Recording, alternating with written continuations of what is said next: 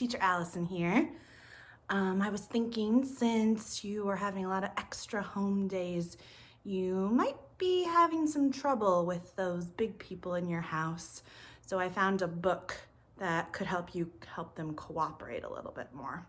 If you're in the Fox class, you know that every day after lunch, I have a book bag where I bring out 3, 2, 4 books that we've never read before. And it's usually very exciting, and everybody usually has an opinion on what they want to read first. And so I thought I'd pull out one that we all thought was pretty funny to start with. Thank you. Matilda Macaroni wanted to try quiche. Her parents did not. The list of things Mr. and Mrs. Macaroni would eat was very short. Chicken, only in nugget form with barbecue sauce. Elbow macaroni, only mixed with orange-colored powder from a packet. Burgers, only from a bag with ketchup, fries, and a toy. Grilled cheese, only on white bread cut into triangles. And pizza, only topped with pepperoni and delivered to the door. Cereal, but only if it was sugary and turns the milk a different color. They refused to even try anything else. Matilda first discovered she liked other foods when Grandma Macaroni brought over a pot of jambalaya for a surprise treat one evening. Yuck, Matilda's dad said when he saw the pot. No way, Matilda's mom said when she smelled the steam. They pushed their plates to the center of the table. They sulked, but Matilda was curious. The jambalaya was interesting. It was surprising. It was delicious. After that, Matilda tried new foods whenever she could.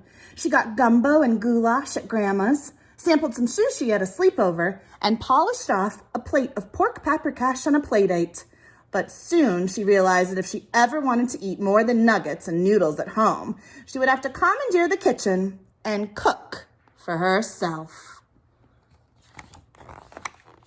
She started by learning how to crack eggs. First, she didn't tap them hard enough to break the shell. Then she tapped them a little too hard. Finally, she got it just right. She worked with her grandma to learn oven safety and knife safety and all the other kind of safeties she could think of. She started reading cookbooks as bedtime stories. She gave her allowance to her babysitter to buy ingredients from the local's farmer's market. Matilda practiced with a willing grown-up whenever she could. Soon she had perfected paella, mastered miso soup, and conquered croquettes. She even wanted to share every dish with her parents. She knew they would enjoy them if they would only try them. So she came up with a plan. I'll handle dinner tonight, she said one morning at breakfast.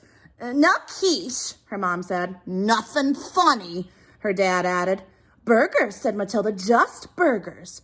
Her parents were both running late, so they slurped the bright purple milk from the bottom of their bowls and agreed. That night, Matilda's parents stared skeptically at the food in front of them. This doesn't look like what I like, her dad whined. It's a hamburger, Matilda said innocently. I'm gonna warm up some leftovers, her mom said. The fridge is empty, her dad yelped. No pizza, no nuggets. This is what's for dinner, Matilda said. If you're hungry, you can eat. If you're not, don't. But I made this, and this is what we're having. You made this? Mrs. Macaroni asked. She lifted the bun and peered at the patty. There are mushrooms on it, and green things. That's arugula, Matilda said, and you're going to love it. Mrs. Macaroni raised one eyebrow, but then her stomach growled loudly. Daughter made this, she said to her husband. She took the tiniest bite. It's interesting, she said, chewing slowly. It's surprising. It's delicious. Mr. Macaroni smiled politely at Matilda and took a teeny tiny bite of his own. Hey, this isn't actually that bad. Actually, it's good, he said. I can make it again, Matilda said as her parents chowed down. But I was thinking that maybe I could try to bake a quiche with you first. I don't think you should do any more cooking, her dad replied. I think we should do it together. We can take turns picking out recipes, her mom said. We might not like everything, but we promise to try anything, her dad finished. The next night, Matilda and her parents sprinkled some flour on the counter, They rolled out the dough before filling it with eggs, spinach, bacon, Swiss cheese, and more. The quiche was a hit, and it was just about everything they made. Fantastic fajitas, her dad said after he bit into a warm handmade tortilla filled with steak, colorful peppers, and onions. Excellent eggplant parmesan, her mom said while going back for a second slice of the purple vegetable with oregano spice sauce and mozzarella cheese. Phenomenal pho, they both said as they leaned over their bowls and slurped up rice noodles floating in ginger-scented beef broth. You know, Matilda's mom said, talking about around a mouthful of garlic naan and chicken tikka masala, I think I might just like to try jambalaya. So they called up Grandma and asked her to bring over some of her signature dish. Amazing, Grandma exclaimed when she saw that Mr. and Mrs. Macaroni started eating with no complaints. Matilda, you've done a great job of getting them to try new foods. Thank you, Matilda said. Now, if only I could get them to clean their room.